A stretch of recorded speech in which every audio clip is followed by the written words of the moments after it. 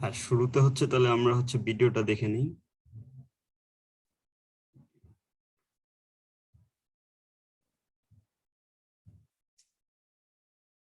এটা হচ্ছে 33/11 KV substation. এখান থেকে হচ্ছে 30 কেভি লাইন, দেন হচ্ছে লাইটিং অ্যারেস্টেটর, দেন হচ্ছে আইসোলেটর, সেখান থেকে হচ্ছে পিটিতে আইলাম, দেন হচ্ছে বিসিবি ব্যাকগ্রাউন্ড সার্কিট ব্রেকার, দেন সিটি, দেন আরেকটা লাইটিং অ্যারেস্টেটর, দেন হচ্ছে আমাদের পাওয়ার ট্রান্সফরমার।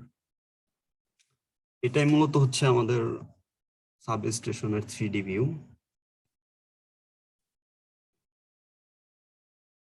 আশা করি ভিডিওটা সবাই মোটামুটি ভালো লাগলো। সাবস্টেশন আসলে কি জিনিস সেটা হচ্ছে যদি আমরা সংজ্ঞায়িত করি তাহলে হচ্ছে substation is a part of electrical generation, transmission and distribution system.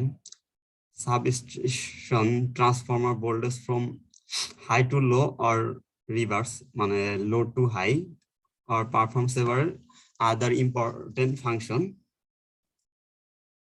Substation মূলত এমন একটা ইলেকট্রিক্যাল পার্ট, সেটাতে ভোল্টেজের নয় আপ করা হয় নয় ডাউন করা হয়।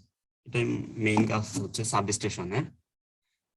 এখন সাবস্টেশনটা আসলে যেহেতু ভোল্টেজের আপ এবং ডাউন করা হয়, তাহলে এটা আসলে আমাদের কেন লাগে